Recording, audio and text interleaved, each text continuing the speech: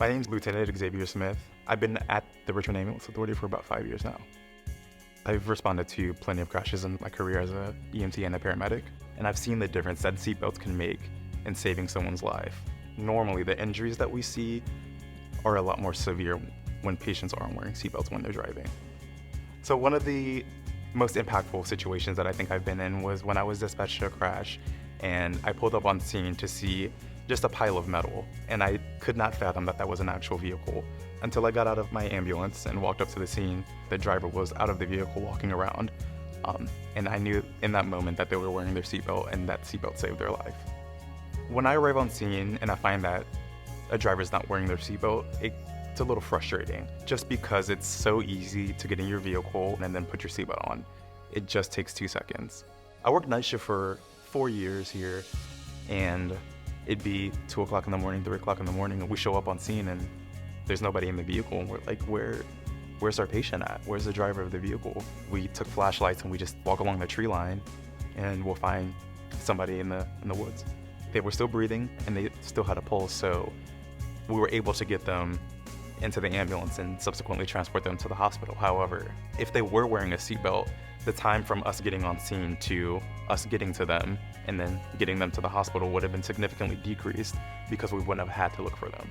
So some of the most common injuries that we see in car crashes when people aren't wearing seatbelts include head injuries, facial injuries, neck injuries, chest injuries, and back injuries. Most of these stem from you hitting your chest or your head on the windshield, the dashboard, the steering wheel. But if you are wearing your seatbelt, all of those injuries can be contained. You may hit your head on the steering wheel or the airbag.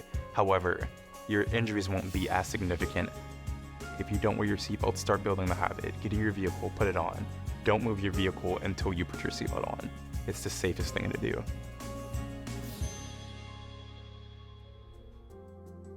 My name is Michael Lage, and I'm a trooper with the Virginia State Police.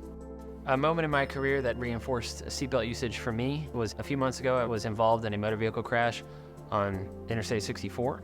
I was struck by a wrong-way driver who was traveling over the posted speed limit, and I thankfully sustained very minor injuries, and I firmly believe that's because I was properly seatbelted. When I first started, I was a young police officer, and I was part of the, I can't wear my seatbelt in my patrol car because if something happens, I need to be able to get out immediately. Or maybe my holster was in the way. That has since changed.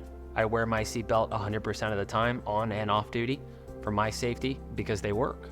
Some of the most common excuses I hear from motorists for not wearing their seatbelt are it's not comfortable, it rides on the shoulder or the neck, and it gets annoying. Or they've heard that they're not safe, they won't save their lives in a crash, or they're afraid to get stuck in their car. I'm here to tell you that seatbelts are statistically proven to save your life. Seatbelt enforcement is particularly important, whether it's a warning or a summons. If I can make that contact and maybe change someone's mind about wearing a seatbelt, that's really what I'm after. And I just want to make sure that these folks get home, because the alternative is if they're involved in a crash and they unfortunately don't make it home, now it falls on me to notify their family that unfortunately, their loved one is not coming home because they didn't wear their seatbelt.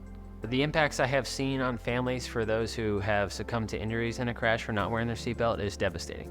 It is easily the worst part of my job. I dread that part of it. It is just shattering for me to see a family member crumble in tears when I have to deliver the news that their loved one is not coming home simply because they didn't wear their seatbelt. Just take that extra second. Please wear your seatbelt for your safety, and if not for yourself, do it for your family. So someone's not knocking on their door to let them know you won't be home that evening or ever again because your seatbelt was not worn.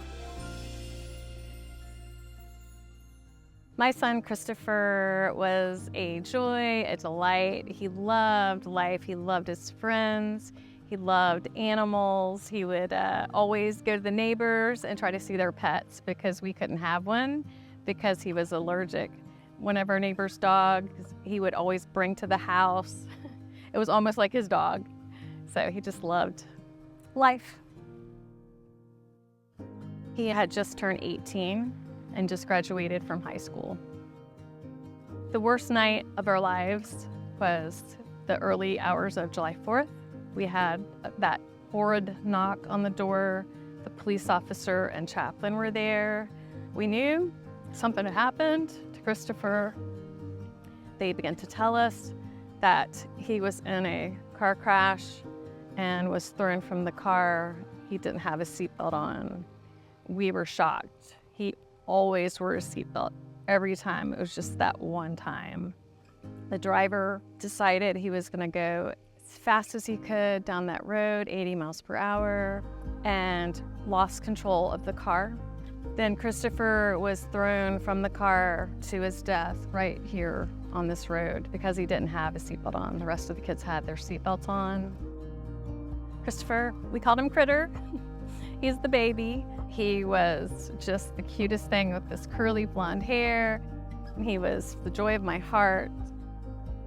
The message I would like to share with others is that it is so important to wear your seatbelt every time in every seat. Seatbelts can save your life so that you can make it home to your loved ones. It just takes that one click.